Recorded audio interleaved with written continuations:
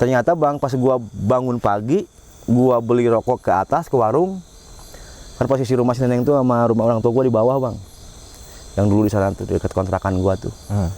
Pas gua ke warung tuh rame di warung. Cuman pas begitu gua datang beli rokok, semua pada diem. Gua penasaran lu ngomongin gua ya, gua gituin. Enggak ada ngomongin lu, kok gua lagi ngobrol gini-gini aja. Cuman tadi lu kedengarannya ada si Neneng ngomongin si Neneng ya almarhum. Emang ada apa? Sorry ya lu jangan marah gitu kan. Cuman semalam kita di sini didatengin sama sosok si almarhum. Sampai katanya nyokapnya si temen gua tuh pingsan bang. Dia gedor-gedor pintu.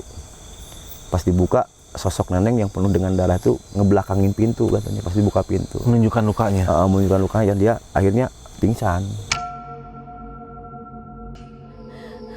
Halo teh, ini Neneng teh. Neneng sakit teh. Sore harinya datanglah si jenazah si Neneng itu, mayatnya dari ambulan. Gue ikut nurunin bang, itu kan udah hari ketiga ya.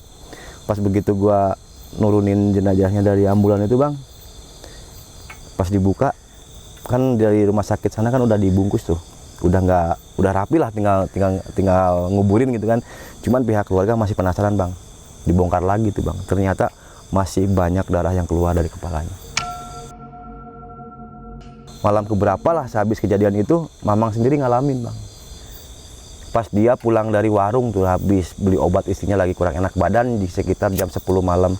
Itu kan di turunan itu kan sepi bang, nggak ada rumah. Dia tuh ngedenger bang, di pas turunan itu kan ada pohon gede tuh, pohon ambacang itu kan. Nah di situ dia lihat kayak orang jongkok nangis, pas disamperin si almarhum. Minta tolong sakit-sakitan, sampai dia pun lari bang ke rumah.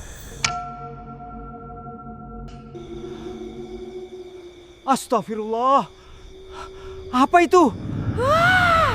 Tolong!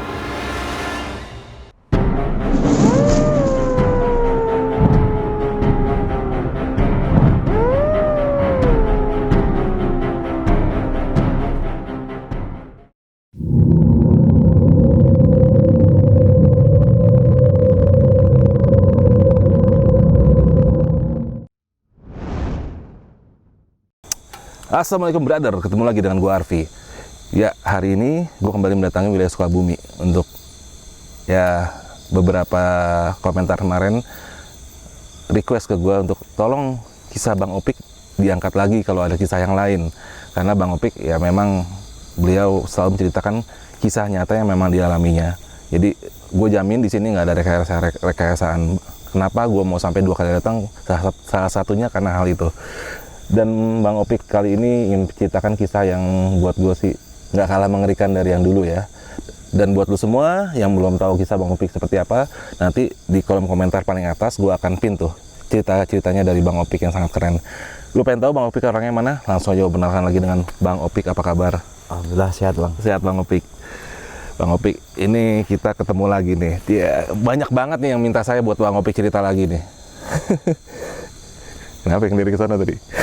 Nah, ada nggak tahu nih bang, kurang fokus juga dulu. Kurang fokus ya? Ini di kuburan bro, tengah malam jam 12 sebagian. Nah Bang Opik, sekilas aja nih, yang mau kita angkat ini kisahnya tentang apa Bang Opik?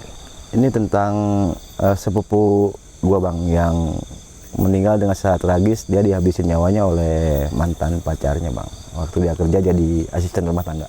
Oh gitu, itu di Jakarta? Jakarta, di tahun 2000, pas awal-awal gua nikah ya sama istri yang sekarang di tahun 2013. 2013, oke tahan dulu Bang Opik. Nah buat lu semua yang pengen tahu kisahnya Bang Opik, lu ikutin nih kisah, lu jangan skip ya, karena gue jamin lu nggak akan nyesel buang-buang kuota untuk nonton kisah ini. Dan buat lu semua yang pengen punya cerita juga dan pengen gue datengin kayak Bang Opik ini, dimanapun posisi lu berada, Jawa, Kalimantan, Sulawesi, maupun Nusa Tenggara, asal kalau ke Papua gue belum punya duit untuk kesana, tapi kalau mau seputaran itu, insya Allah kisah lo oke, pasti gue datengin. Oke Bang Opik, silakan cerita, kalau nggak kepepet gue nggak akan potong. Halo, gue Arfi. Saat ini gue sedang berada di Sukabumi untuk mengangkat sebuah kisah dari narasumber yang bernama Kang Opik. Dia akan menceritakan tentang sebuah kampung di wilayahnya yang sepi ditinggalkan penghuninya akibat sosok pocong yang gentayangan karena sebuah peristiwa pembunuhan dan pemerkosaan yang akan menuntun kisah ini kepada pembunuh yang sebenarnya. Kebetulan korban adalah saudara sepupu dari Kang Opik, narasumber kami. Lu mau tahu kisah selanjutnya kan? Ini akan menjadi kisah yang panjang karena saking panjangnya akan gue bagi dalam 2 episode. Lu siapin deh tuh rokok, kopi, dan cemilan. Karena gue jamin lu gak akan sia-sia buang kuota untuk kisah yang satu ini. Yuk kita sikat brother.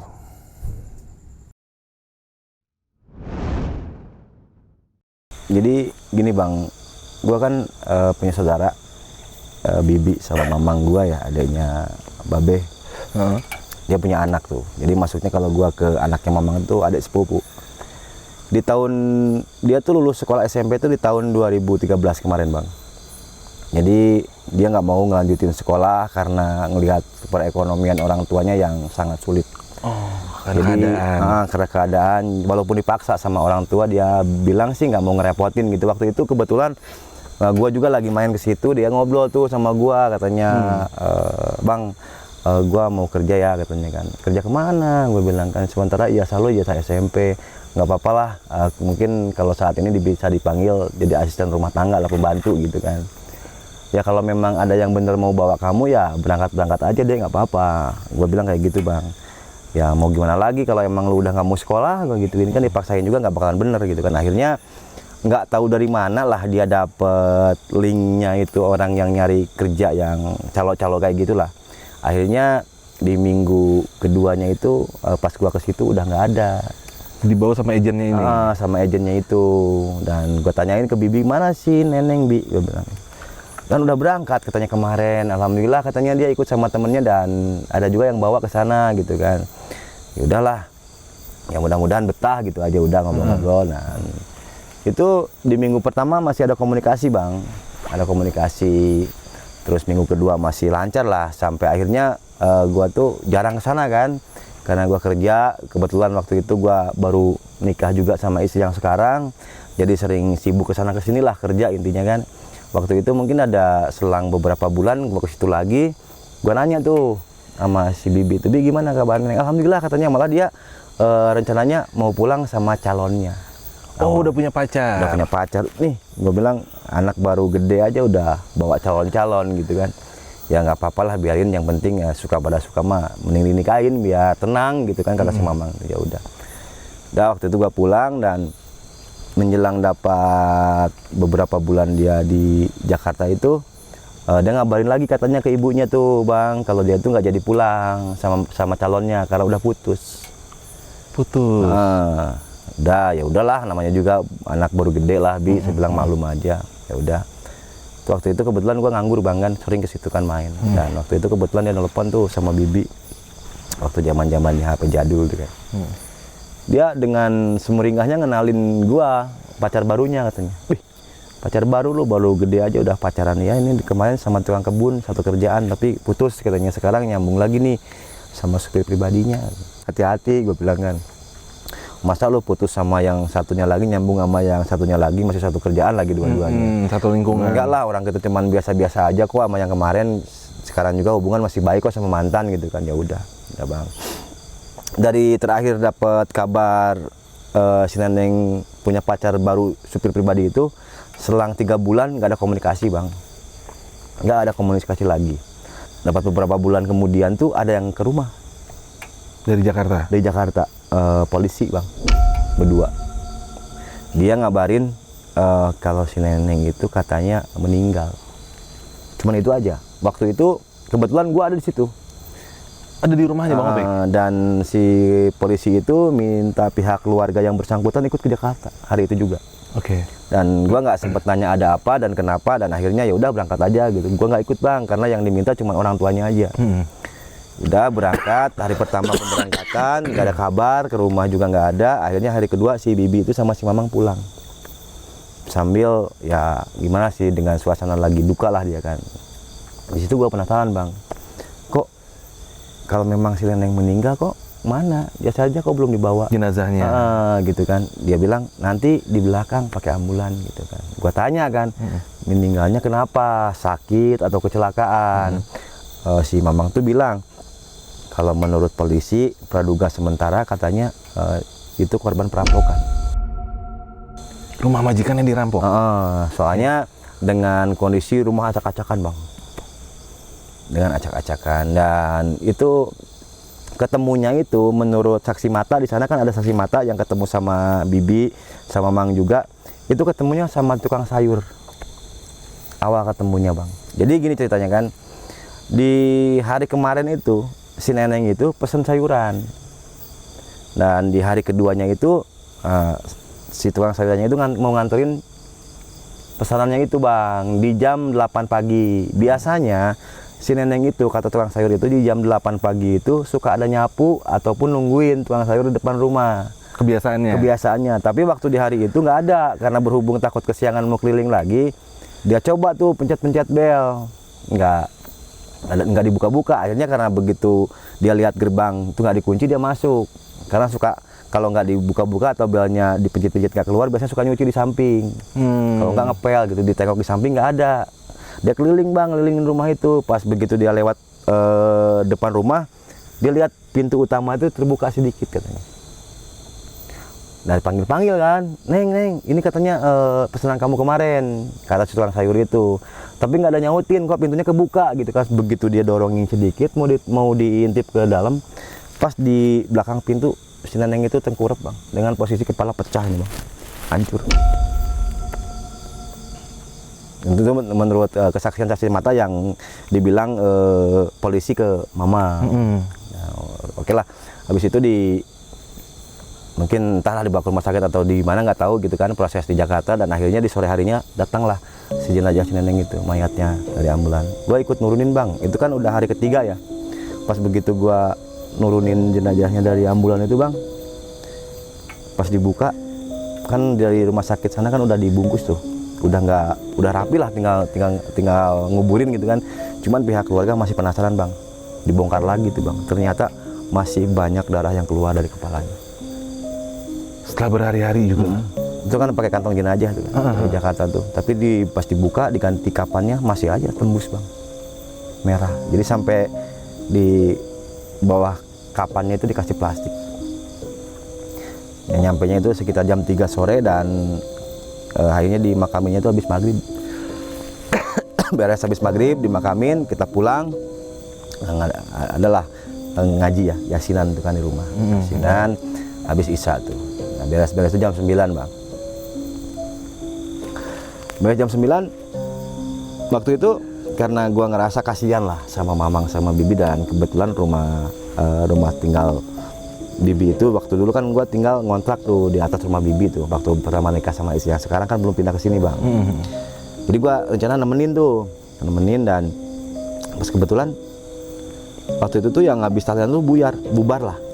Ya pulang dulu, besok insya Allah kesini lagi ya gitu kan. Tinggal lah di situ gua, Mamang sama Bibi. Kalau Bibi udah jelas lah nggak keluar kan.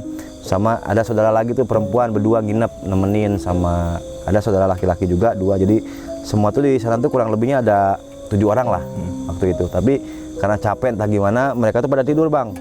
Tinggallah sisa gua sama Mamang tuh di ruang tamu ngobrol-ngobrol. Dan nggak selang lama Mamang pamit ke kamar gitu kan, mau istirahat gitu kan. Nah, tinggal gua sendirian bang.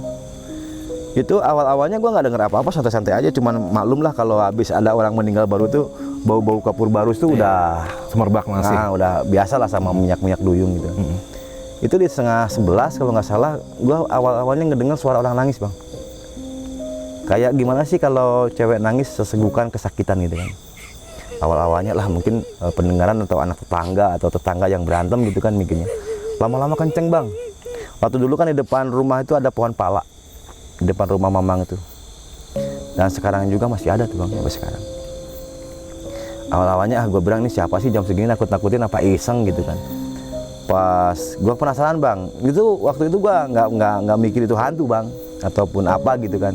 Pas begitu gue buka kan ada pohon pala tuh di depan rumah tuh, gue buka pintu, gue lihat sosok si neneng dengan posisi membelakangi gue dengan kepala pecah gitu kan. Jelas banget kan di bawah lampu itu. Gue teriak bang. Di bawah lampu nih.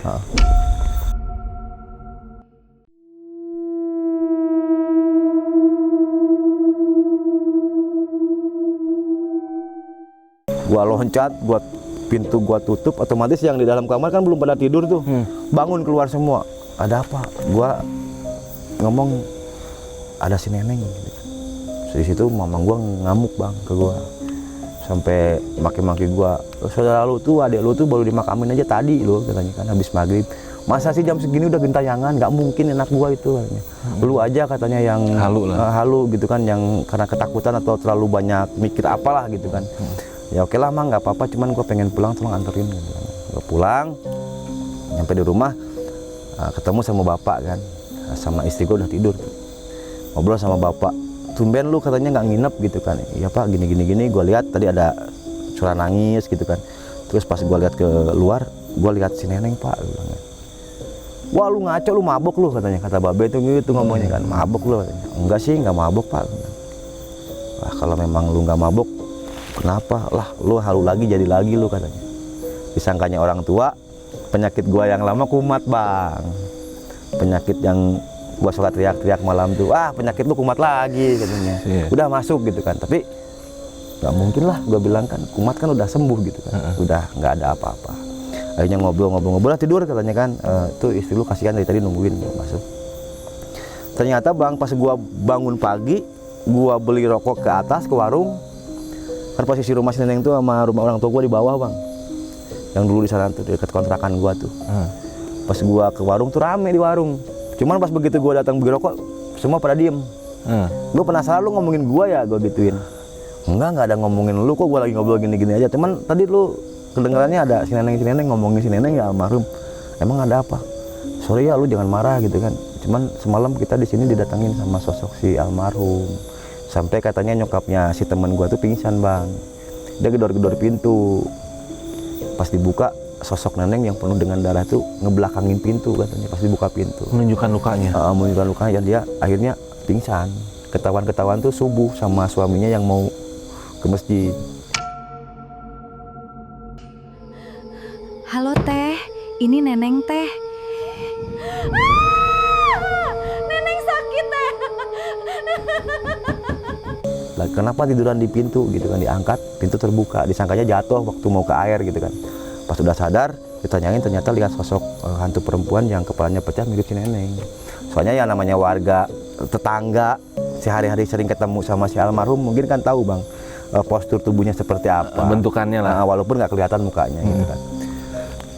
Rame lah di malam pertama itu bang, penampakannya gue bilang mungkin ya sama lah sama gue halu gitu kan.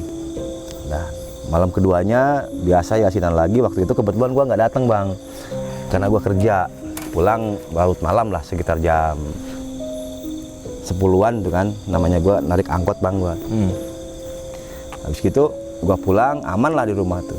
Pas gue lagi di rumah, sekitar jam 1 tuh ada tetangga gue yang minta tolong, teriak-teriak di sebelah bang. Yang posisinya tuh di samping rumah Neneng, jaraknya dari rumah Neneng itu kehalangan 2 rumah lah. Dia katanya pas mau ke air, kan di kampung situ mah dari dulu juga jarang ada kamar mandi di dalam bang. Jadi kamar mandi itu di luar semua. Soalnya airnya bukan air sumur, jadi dia ngalirin dari mata airnya langsung pakai talang bambu itu kan. Oh iya, pancuran mata air gitu. dari bukit gunung. Jadi nggak pakai sumur, nggak pakai bak. Iya. Pas mau ke air katanya, pas dia buka pintu ngelihat ada orang yang lagi jongkok awalnya. Pas disamperin berdiri, itulah dia nggak ngeliatin wajah bang. Itu langsung teriak-teriak sampai satu kampung keluar semua bang.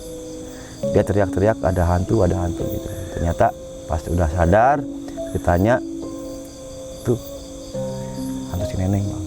Jadi malam pertama, malam kedua tuh udah rame lah. Rame. Di malam ketiganya itu ronda. Dan masuk di malam berikutnya, di malam ketiganya gue bilang mungkin malam-malam berikutnya nggak ada lah gitu kan, awal-awal doang. Ternyata orang ronda itu 3 orang bang. Di pos ronda itu lagi di atas rumah si Neneng itu kan ada pos ronda gitu kan. Itu ngedengar orang minta tolong awalnya bang, teriak-teriak minta tolong, dan akhirnya takutnya ada kecelakaan atau apa gitu kan di rumah si almarhum, karena kebetulan juga mikirnya ronda itu kemarin kan takutnya orang tuanya si almarhum kenapa-napa gitu. Disamperin ke bawah itu nggak ada apa-apa bang. Itu di jam 3 subuh nggak ada apa-apa dan sepi. Akhirnya dia balik lagi ke pos ronda. Biasalah namanya ronda itu main gaple lah gitu kan, bertiga. Itu selang setengah jam dari rumahnya itu dia ngedengar suara orang nangis bang. Awal-awalnya jauh katanya, lama-lama dekat-dekat, pas ditengok ada di belakang mereka berdiri bang. Setan! Setan. Si neneng itu akhirnya lari lah si Ronda itu kan, rame lagi tuh bang di hari ketiganya itu. Pada biasalah namanya mulut tetangga ke tetangga. Akhirnya di situ rame lah kalau si neneng itu arwahnya gentayangan bang. Dan aku coba nyampein ke bibi sama ke mamang juga nggak dipercaya bang. Kalian itu cuman bikin-bikin aja lah halu, saking takutnya mungkin karena meninggal si neneng secara tidak wajar gitu kan. Itu terus-terusan bang, seperti itu tuh sampai 7 hari masih. Itu yang 7 harinya itu hampir semua pintu tetangga diketukin bang. Sekampung. Nah dari situ tuh mulai nggak nyaman warga, ada yang ngungsi ke keluarganya, ada yang kemana lah gitu kan. Akhirnya tambah sepi bang kampung tuh, tambah menjadilah si neneng tuh. Sampai akhirnya datanglah salah satu tokoh masyarakat dan warga setempat yang pernah menjadi korban penampakan si neneng itu datang ke rumah si mamang di hari kalau nggak salah itu di 2 minggunya lah, karena saking seringnya penampakan si neneng itu akhirnya si tokoh masyarakat itu datang dan mamang tuh masih tetap kukuh bang, dia nggak percaya dan menolak kalau itu si neneng. Dan akhirnya sampai ada kesalahpahaman antara warga dan keluarga mamang gua itu, sampai akhirnya debat sampai adu mulut lah. Akhirnya karena tidak bisa dibuktikan dengan logika, akhirnya mereka ngalah lah. Dan di 2 minggunya itu mulai jarang dan ke hari ke-25 harinya tuh inget banget bang, itu dia nangis keliling kampung. Suara nangis dia di kampung itu? Keliling kampung itu cuman bukan suara aja bang, diintip dari dalam tuh lihat si neneng jalan bang. Sambil nangis minta tolong dengan posisi badan bermandikan darah bang. Dia itu nggak pernah melihatkan muka tapi selalu melihatkan punggungnya, dan ini yang pecah kan, ini pecah bang. Aku juga lihat waktu ikut memandinya ini tuh hancur bang. Jadi dijahit pun masih kelihatan hancurnya bang. Remuk lah ya? Dibotakin kan, lalu baru dijahit tuh si tulang-tulangnya tuh pecah bang. Itu tuh si otaknya tuh di luar bang, udah keluar. Jadi ini tuh hancur, tengkorak kepalanya tuh hancur, bener-bener bolong nih bang. Jadi cuman sebagian yang bisa ketutup itu, karena udah hancur gitu kan. Yang ngerinya warga tuh di situ bang. Akhirnya sampai ada salah satu warga datang ke rumah bapak, karena menurut warga ya mungkin dengan bapak yang menyampaikannya ke mamang itu bisa diterima gitu kan, karena bapak juga nggak berani bang sembarangan gitu kan. Bener. Akhirnya di malam 25 harinya itu datang ke rumah si almarhum itu, ke rumahnya dia sendiri bang. Ke rumah keluarganya? Ini kesaksian bibi sama mamang, karena waktu itu udah santernya si neneng bergentayangan itu nggak ada saudara yang mau nginep di rumahnya bang. Berikut gua juga nggak berani gitu kan, nggak mau gitu kan, takut lah gitu, karena pertama dimakamin juga gua pernah lihat, yang pertama lihat lu gua gitu kan.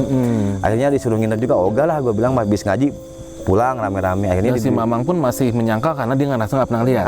Oke. Dia bilang nggak mungkin, karena kalau memang dia gentayangan kenapa nggak pulang ke rumah. Bener. Gitu kan. Dan akhirnya di 25 harinya itu datang ke rumah bang.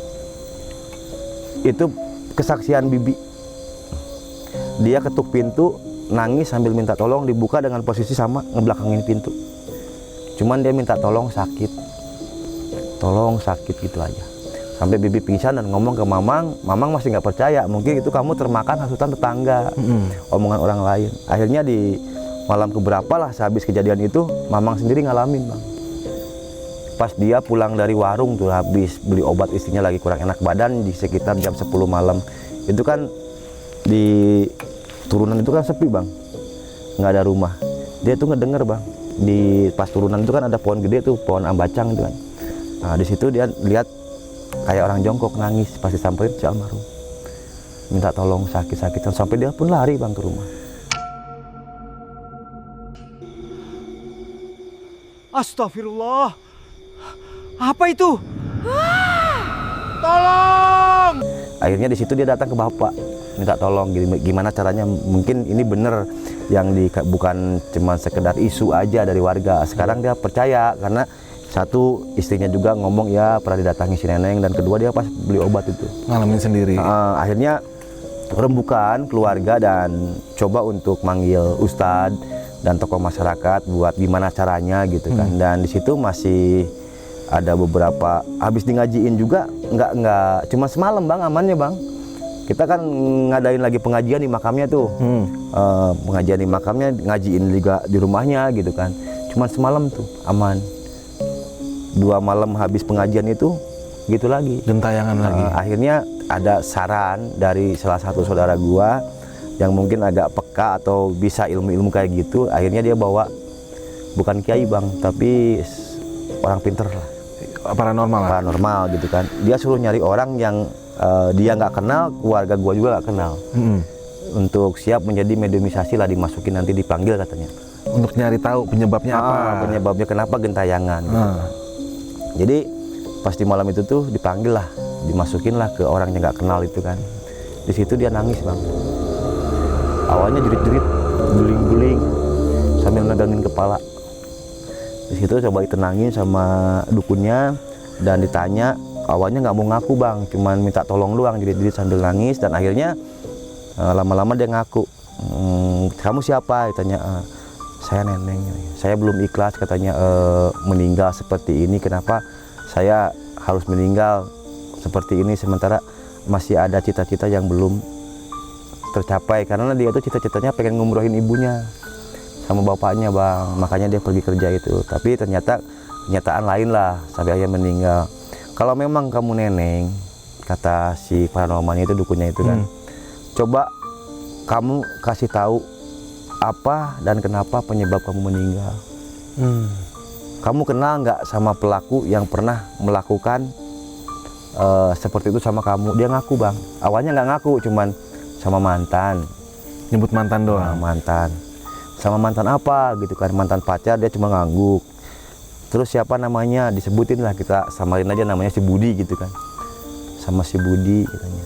Mantan dulu yang pertama aku kerja, aku pacaran sama dia. Tapi jujur katanya, aku yang lebih sakit hatinya sebelum aku meninggal diperkosa dulu. Nah disitulah terkuak Pak. Artinya di saat divisum oleh polisi cuma diperiksa cedera kepalanya tanpa diperiksa semuanya. Oke. Ternyata itu nggak cuma digetok kepalanya bang. Jadi sebelum dibunuh itu, menurut pengakuan si Neneng, arwah si Neneng itu, dia meminta tolong katanya bang, habis diperkosa itu. Tapi keburu nggak tahu apa yang dilakuin, tahu-tahu gelap katanya. Dia sempat mau lari dulu. Makanya pintu itu terbuka gitu kan. Jadi si tersangka itu mungkin nggak sempat gimana lah, cuma ngambil harta, beberapa harta dan benda seperti apalah yang diambil, mungkin buat ngilangin jejak gitu kan. Akhirnya disangkalah praduga sementara, kan dulu tuh perampokan bang. Supaya seolah-olah dipikir ini ada barang hilang, ini perampokan. Alibi, dibikin alibi. Tapi waktu itu tuh keterangan polisi tuh kalau si mantannya itu disangkanya itu yang orang Lampung itu bang. Oh ya kan mantannya ada 2 nih. Ada 2. Nah, soalnya yang nggak ada di tempat itu waktu kejadian itu cuma si supirnya itu. Padahal yang ngelakuin itu yang ada di situ si tukang kebunnya. Si tukang kebunnya. Awalnya polisi praduga, wah berarti tersangka ini. Soalnya waktu dikasih keterangan si tukang kebun ini kan memang tidurnya nggak di situ, ngontrak. Dia ada di situ bang katanya. Waktu kejadian dan memberi keterangan kalau dia nggak ada apa-apa karena dia tidur di kontrakan. Ternyata dia si pelakunya. Kenapa si supir ini? Ternyata dia bukan cuti bang, berhenti karena udah nggak betah kerja di situ, dan dia pulang ke kampungnya dan nggak datang lagi. Nah disangkanya polisi dan praduga orang lain itu yang pulang kampung itu karena nggak ada, disangkanya itu si pembunuhnya bang. Iya logikanya. Logikanya ternyata yang bunuh si tukang kebunnya. Nah selang beberapa hari habis kerja itu katanya si tukang kebun juga berhenti. Jadi otomatis polisi ngejarnya ke Lampung bang. Nah, ditangkap karena dia nggak merasa, ya dia nggak lari nggak apa, dimintain keterangan dan ternyata keterangan dia dari pulang sampai ke kampung juga emang dia nggak tahu apa-apa. Oke lah, nah timbullah kecurigaan kedua. Nah dicarilah nggak ketemu bang. Si tukang kebun. Nah, nggak ketemu sampai 40 harinya itu masih gentayangan si Neneng. Dipanggil lagi lah si orang normalnya gitu, gimana caranya buat tenangin si Neneng gitu kan. Dan dimediumisasi lagi tuh, katanya kalau mau nangkep si pelaku yang ngilangin nyawa aku, yang ngebunuh aku, dia ada di satu daerahnya ini, tahu dia bang. Disebutin. Terus Mamang dan Bibi koordinasi lagi tuh sama polisi yang di Jakarta dan coba untuk mempercayai. Polisi kan nggak percaya begitu aja tuh bang. Bener, iya. Akhirnya dia panggil lagi tuh si paranormal, suruh manggil lagi kalau bener kan. Si arwah si neneng itu dipanggil lah, dipanggil dan akhirnya ketangkep lah, ngaku di daerah Jawa Tengah tapi nggak saya sebutin Jawanya mana. Waktu habis malam itu paginya berangkat polisi ke sana dan 2 hari kemudian dapat kabar Bener ada orang yang di situ. dan dia juga ngaku selama dia kabur tuh dihantuin, cuman dia nggak berani nyerahin diri. Begitu datang polisi ke situ juga dia nggak ngelawan bang, langsung ngaku gitu bahwa dia yang ngelakuin. Udah stres lah dia ya. Udah stres dan dia bener-bener udah ngakuin dan dia udah pasrah lah mau ditangkap mau apa. Awal-awalnya dia kan nggak berani, takut lah, nyerahin diri takut, nggak nyerahin diri juga dikejar-kejar sama sosok neneng dan akhirnya dari situ mulailah teror itu bang berkurang. Tapi bukan hilang, tapi berkurang bang. Awalnya tiap malam, beberapa malam sekali lah, malam-malam tertentu gitu kan, dan nggak sama tetangga aja bang gitu teh. Jadi kadang-kadang ada tamu dari luar suka ketemu katanya papasan sama cewek, perawakannya gini, cuman ditengok sepintas nggak ada. Awal-awalnya sih kalau ada tamu nggak nakut-nakutin, tapi pas begitu pernah ada tamu yang ke bapak dari Sukabumi itu bertamu ke rumah, masih saudaranya bapak, itu papasan kata sama cewek, cuman nggak kelihatan mukanya. Pas begitu diikutin, pas belok di gang,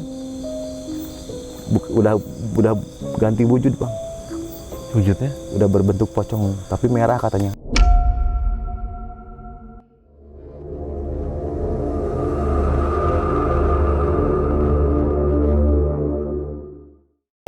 Sampai teriak-teriak dari atas ke rumah bapak itu, ada pocong, ada pocong. Kata bapak, ada pocong apa sih jam segini, baru jam 9 katanya.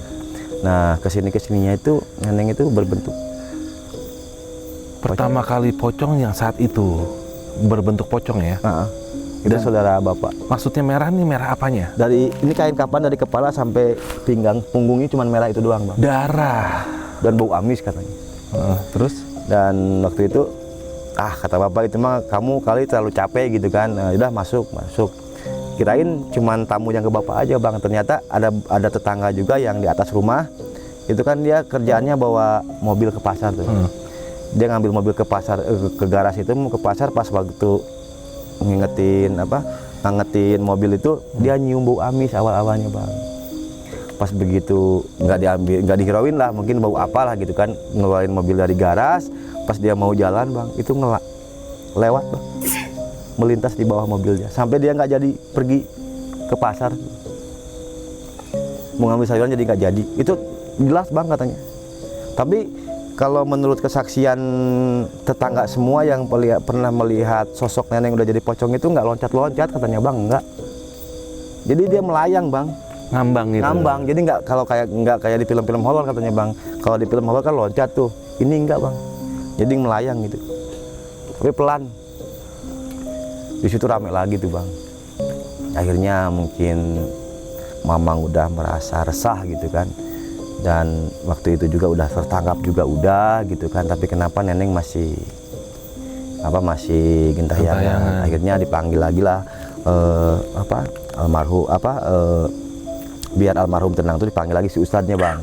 Ustadz yang dulu nyolatin, takutnya gimana akhirnya diulang lagi tuh ritual seperti di ngajiin lagi di makam, tahlilan lagi dari seharinya sampai 7 hari. Takut ada yang kurang. Nah dari situ terakhir penampakan tuh udah jadi pocong bang.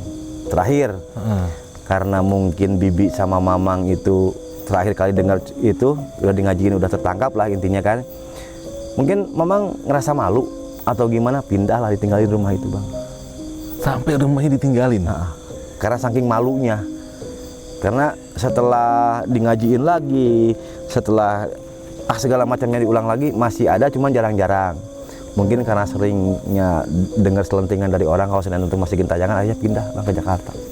Rumahnya terbengkalai. Sampai saat ini kampung itu pun yang rumah di sekitar di tetangga yang sekitar rumah almarhum itu pindah semua bang, sampai jadi kampung mati.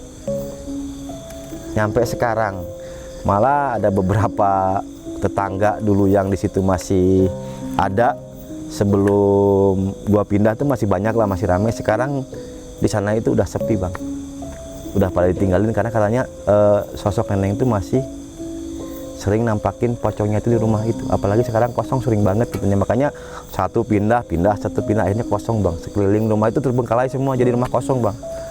Gara-gara teror nenek.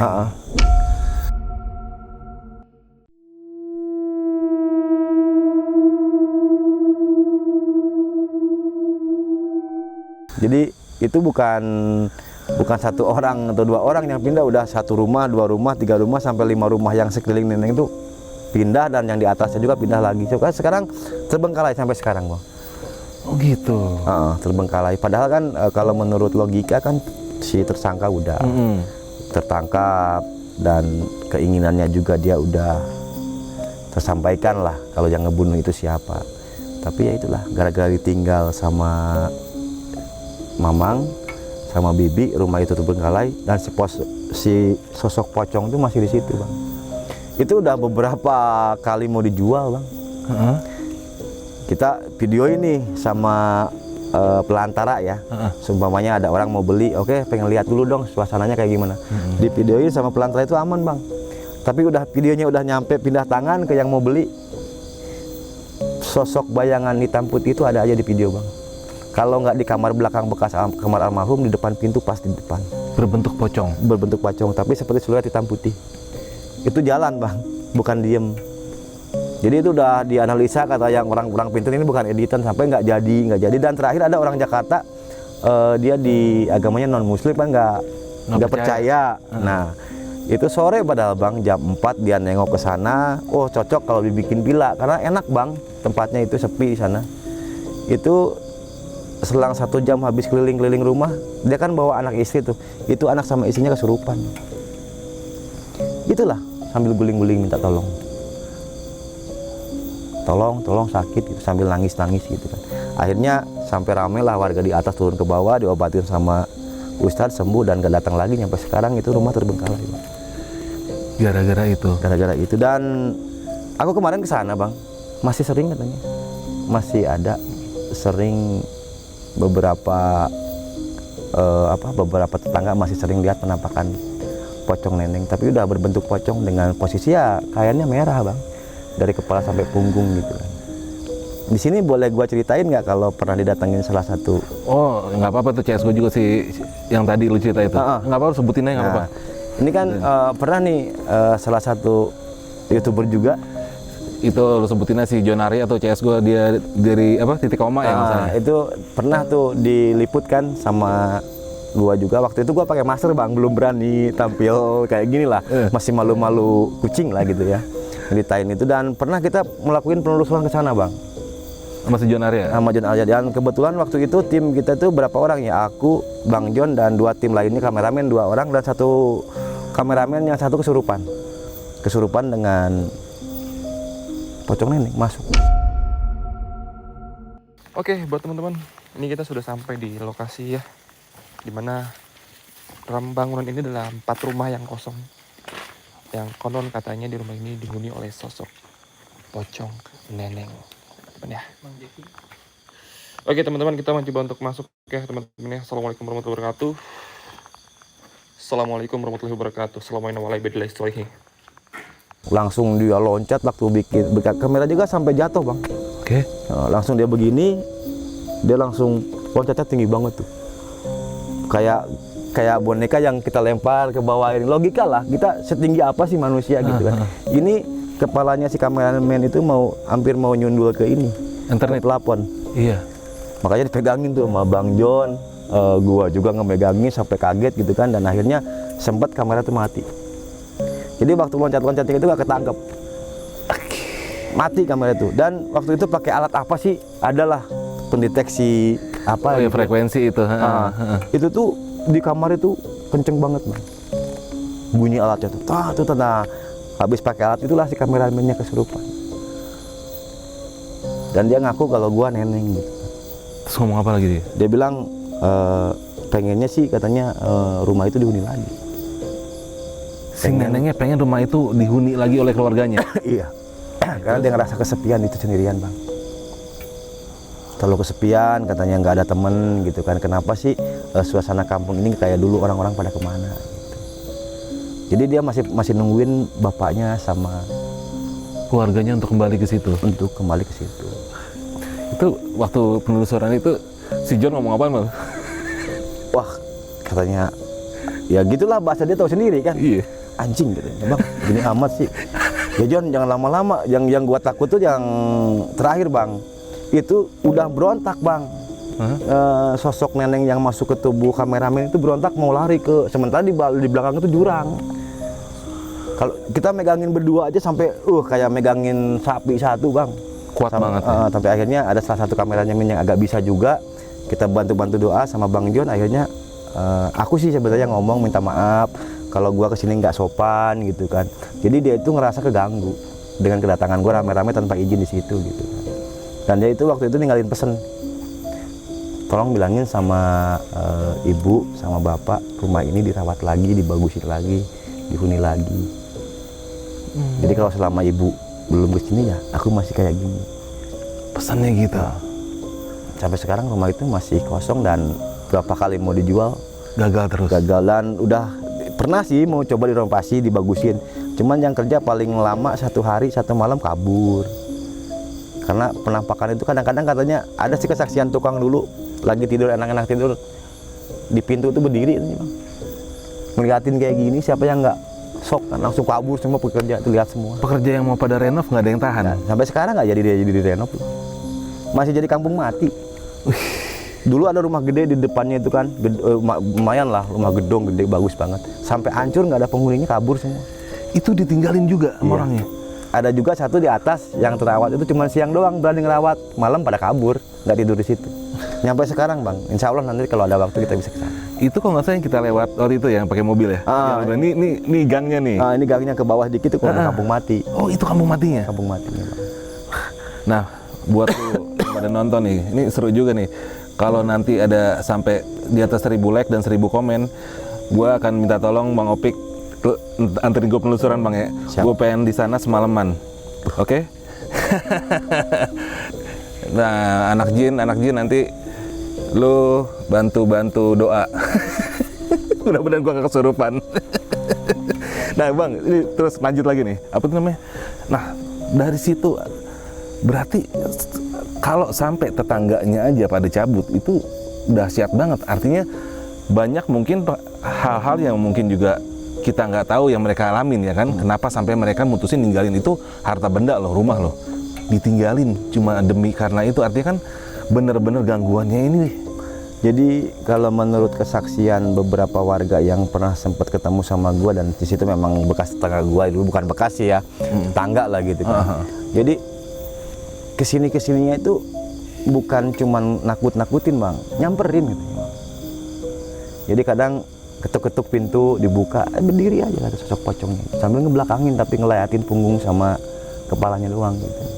Dan di situ juga udah coba dilakuin apa-apa juga, sampai malah ada orang kaya yang rumahnya aku bilang sekarang terbengkalai, kan dia orang kaya tuh, Bang, orang dari Jakarta, juga sampai ngedatangin ustadz paranormal, nggak mempan, Bang. Sampai hancurnya rumah kita. Besok atau kapan lah bisa ditengok lah ke lokasi sana kalau memang Bang Arfi penasaran, dan kalau bisa jangan malam. Kagak seru kali. Masa siang-siangnya nggak? Emang kita coba Biasanya apaan? waktu gua sama John aja, bener, Bang, itu gua nggak pernah jauh dari pantatnya si John.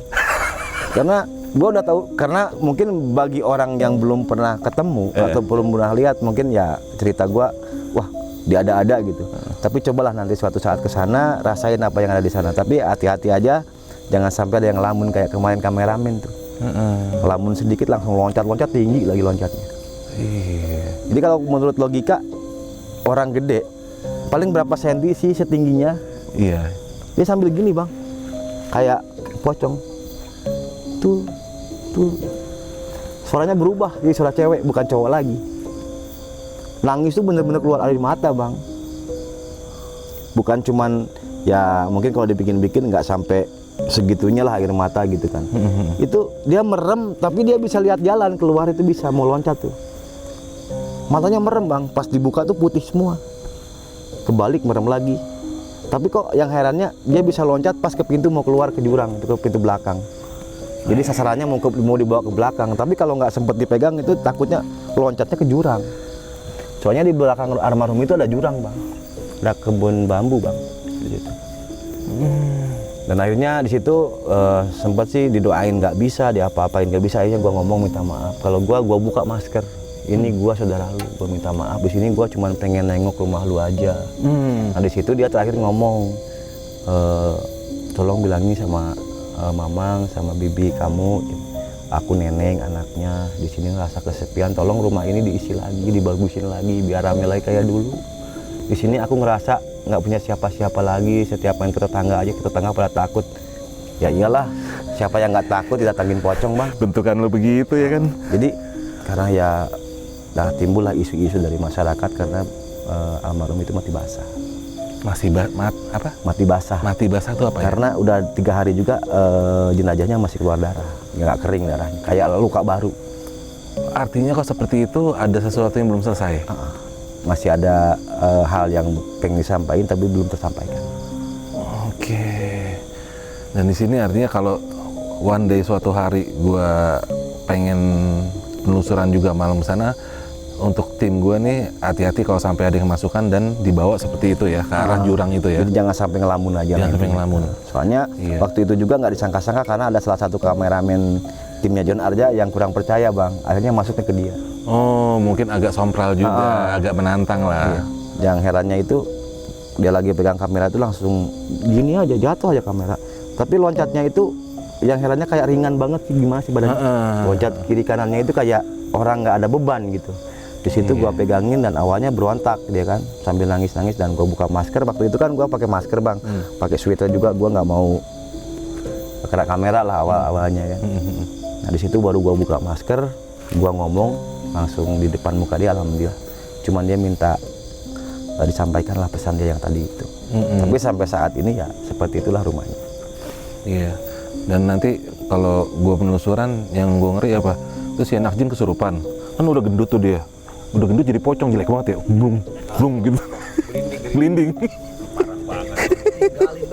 Enggak, dia kalau jadi pocong bukan gue tolong, gue selengkat. Iya. Canda bro. Dia juga kan pernah piara pocong. Bercanda. Nah terus, oke. Berarti di sini berarti emang bener-bener ini ya. Ntar gue tanya si John juga deh ya. John, lu ngalamin apa di sana? Kalau emang seru sih. Bang Opik, nanti kapan-kapan nih kalau ternyata bener 1000 komen 1000 like lebih, Bang Opik mau nggak anterin gue malam sana? Insya Allah. Di sini gue nggak janji bang, soalnya gue masih trauma jujur aja. Traumanya waktu masih John aja kita berapa ya, 1, 2, 3, 5 orang aja masih ada yang kesurupan gitu kan. Ya kalau ini kan gue minta cuma berdua. Waduh bang, jujur aja walaupun itu sepupu ya tetap aja kalau udah jadi pocong mah gue agak merinding sih bang. Jujur gua orangnya penakut tapi penasaran juga sih. Tapi kalau untuk jadi cenderung lebih penasaran dan lebih takut. Jadi ya takutnya ya kalau belum ketemu sih mungkin bisalah ngomong gua berani gitu. Tapi takutnya kayak yang udah gua buka pintu dia berdiri, sampai merinding ke sini bang. Oke, ini gua nggak fokus jujur bang. Ini gua dengar suara bolak-balik di belakang nggak tahu siapa.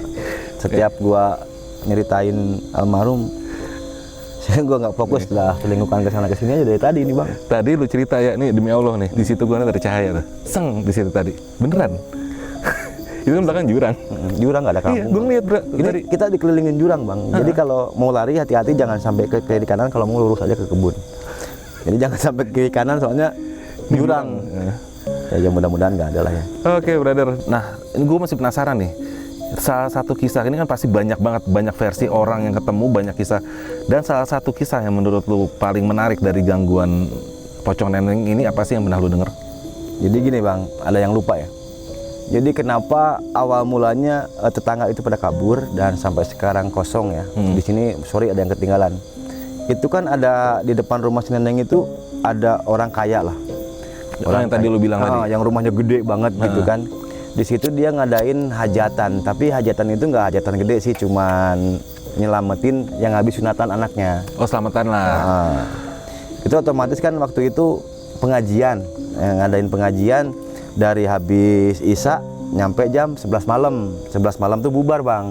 Jadi tinggal keluarga yang punya hajat aja tuh. Adalah mungkin entah 7 atau 10 orang nggak tahu juga di rumah. Otomatis kan di malam itu tuh hujan bang. Jadi kan pakai sarang tenda tuh buat duduk orang pakai kursi plastik tuh kalau di kampung kan dijejer-jejer. Nah itu tuh belum sempet diberesin bang sama si punya hayatannya. Pikirannya besok lah bisa gitu kan, udah siang atau pagi gitu kan. Itu di jam 1 kalau nggak salah kurang lebihnya jam 1 informasi dari yang punya rumah ngobrol ke bapak gua itu waktu itu kebetulan gua ada di situ. Itu lihat kursi bang, satu persatu ditumpuk bang. Tapi nggak ada orang, cuman kursi doang. Diberesin. Sampai numpuk. Awalnya disangkanya kucing. Soalnya prak gimana sih orang yang ngerapiin kursi plastik ditumpuk jadi satu.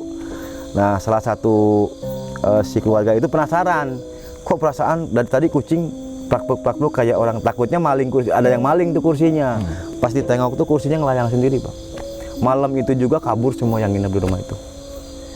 Soalnya ada salah satu keluarga yang lihat di belakang kursi itu, lihat sosok pocong berdiri di tumpukan kursi. Aduh. Itu teriak, akhirnya malam itu juga pada berangkat pulang ke Jakarta semua. Dan sampai hari ini juga rumahnya hancur, nggak pernah didatang lagi. Si rumah gede ini. Nanti kita lihat ya, lu kasih lihat rumahnya yang mana ya. Boleh bang. Oke. Waktu itu juga pernah dibilangin ke warga setempat, sempat datang, tapi dia nggak mampir bang, nggak mampir ke rumah itu, cuma di atas. Siapa yang mau tinggal digratisin, yang penting tolong rumahnya dirawat sementara sebelum dijual. Akhirnya dijual nggak laku, nggak ada yang mau huni rumah itu dan akhirnya hancur. Boleh disepil nanti. Sayang loh bang, pagarnya juga mewah tapi terbengkalai, udah hancur roboh, tinggal dindingnya separuh. Oh gitu.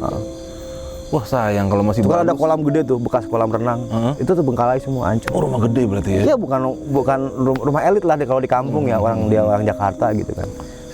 Kalau kondisi masih bagus, dibolehin gitu, gue suruh anak jin bikin studio di situ, studio gue di Sukabumi ya kan? Udah runtuh bang sekarang bang. Udah runtuh. Soalnya katanya habis kejadian itu kan pada kabur tuh. Paginya dia coba bawa orang pinter dari Jakarta ke situ dan ngeberesin tenda segala rupa, dibantu sama warga. Coba untuk nginep, tambah parah dalam rumah katanya bang. Sampai lihat ada meja, lemari digeser-geser katanya bang. Jadi udah melebihi batas lah istilahnya telornya itu, makanya sampai hancurnya pun sekarang jangankan dibayar, dikontrakin, orang digratisin aja udah nggak mau.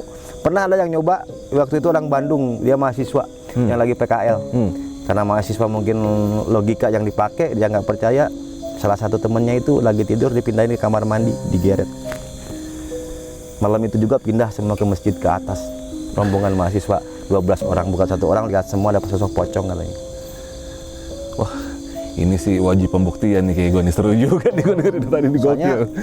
rumah ini udah kan satu rumah gede, udah tinggal puing bang. Rumah neneng udah hancur, ada rumah kosong, kuburan. Sebenarnya kampung itu dikelilingin kuburan tua semua. Ada beberapa kuburan keramat juga di sana. Makin jadi. Jadi ini kampung kecil lah umpamanya ya, tapi dikelilingin sama makam-makam tua dulu. Ya jalannya juga lumayan ekstrim lah kalau malam ya. Ya mudah-mudahan kita sama Bang Arfi ke sana jangan malam-malam, teman-teman. Jangan, sama gue pasti malam. Soalnya ini juga, jujur gue di sana udah lihat tadi ada orang kayak orang lewat. Di sana juga Bang Arfi kalau bisa jangan lama-lama, gue udah nyaman di sini. Jujur dari tadi. Bener Bang Arfi, bukan ini ya, dari awal kita shooting yang pertama di sini juga, aduh, udah nggak fokus ngobrolnya. Nah, setengah 1. Sekarang setengah 1 nih. Setengah 1 di kuburan paling angker, dan mana gerimis pula nih tadi. Anjir. Ini kalau Gini amat ya, nyari duit ya. Kalau bukan Bang Arfi, enggak. Nggak mau. Kasihan soalnya jauh-jauh udah mau datang ke sini, masa gua tolak, gua fokusnya ke sana terus, sekarang pindah ke sana Bang. Gue juga dari tadi sebenarnya. Oke.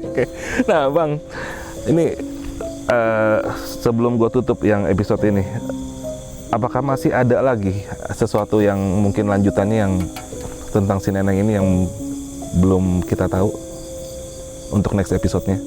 Ada Bang, Masih ada. setelah dia dulu waktu aku bilang minta disampaikan sesuatu dan coba gua sampaikan ke orang tuanya, dan ternyata bukan orang tuanya nggak coba untuk renov, cuman karena pegawainya itu nggak ada yang betah di sana kerja. Ya itu mungkin Next episode? Oke. Next episode-nya masih ada nih bro, dan ini masih panjang. Jadi buat lu semua yang masih pengen tahu kisah ini, jangan lupa lu subscribe channel ini, channel gua dan channelnya cerita malam Rudy Botak. Oke brother? Oke Bang Topik, sebelumnya gue thank you banget nih. Lu udah mau-mauan nemenin gue tengah malam di kuburan angker. Dari tadi udah banyak banget hahi-hahi di sini. Cerit ngehe juga. Mudah-mudahan kisah kita ini menghibur buat yang pada nonton ya, karena buat gue ini sih seru-seruan juga. Benernya ketawa ini cuman ngilangin gugup doang. Ketawa garing kan. Yaudah deh, kayaknya emang udah gak kondusif bro. Ini udah nggak enak banget tawanya. Gua undur diri dulu kali ya Bang Opik. Kita pamit dulu ya. Kita ketemu di episode selanjutnya. Gua dan Opik undur diri. Assalamualaikum warahmatullahi wabarakatuh.